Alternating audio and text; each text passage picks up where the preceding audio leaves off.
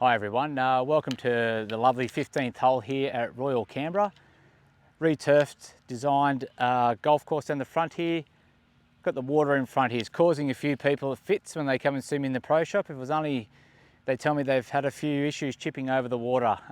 It's only the smallest bit of water, but it can get in our head, so fully appreciate that. So here's some technique advice to help you to see if you can get it over and more successful. Maybe stop it on the green and get that 3 points you're looking for. So what we got here, if you just come in here for me, Jacob, please. I've got an alignment stick set up here, okay? So when you're chipping, to use the bounce of the club, and I'll come back to that a little bit later, to use the bounce of the club to help the ball get up in the air, to pop the ball up in the air and not get this club to dig in the ground and catch. Just while it's a bit thatchy at the moment, it's a bit hard when you lean the club into it like that. That's when you catch it. You don't want to have that. You want the club to be releasing through the shot. So the technique you can practice when you're on the range or when you're out here by yourself is, I like to have an alignment stick here like that. And so when I set up to the ball, I try to get my golf club and the stick in line here. So when I take it back, from there, if I swing it back to here, it should be the same as the alignment stick, then through and up like that. That'll help me get the full bounce of the club on the ground and help you pop it up in the air. And when you use the bounce of the club, it tends to slide along the ground and pop it up in the air rather than digging in like that. So if your handle like this is in front of the stick, you're more likely to stick and stop like that. What we need to do is let that club, we need our club to feel like the butt of the club is like a belly putter and joined to our belly and goes up and around like that. So I'll try one with the 58 degree first, straight up and down, nicely nip like that, pops it up and over the water like that. Okay, so different options down the front here.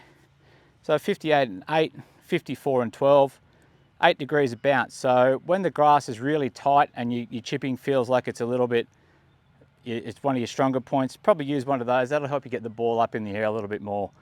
The other one, the 54, a bit more relief at the back of the wedge here. So what that'll do is if you come back here with the club straight up and down, when you hit the ground, the bounce is going to slide on the ground and pop it up in the air. It won't dig into the ground as much as the 58 would, okay? So with the 8 degrees of bounce. So you tend to not chip with what you think for loft. You tend to chip with the correct bounce around here now with this grass. So if you're a bit of an iffy chipper, a lot more bounce will help you pop that ball up in the air and not let it dig. If you find you're digging in the ground, you probably need a bit more bounce anyway.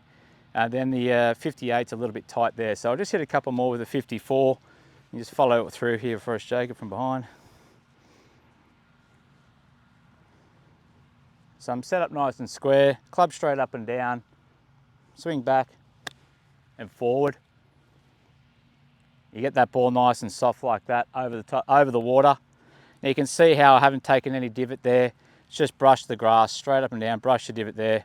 Just one more for good luck. And you'll see where my body rotates forward on this one, through and around, and get the ball to stop like that. Any issues, come and see myself or the boys Elisa in the pro shop and we'll be able to give you some advice on bounce and you can get a fitting for there. But if you have some trouble out in the golf course, don't forget you can have a lesson with us and we can bring you out here and help you chip and get over this dreaded water here on the 15.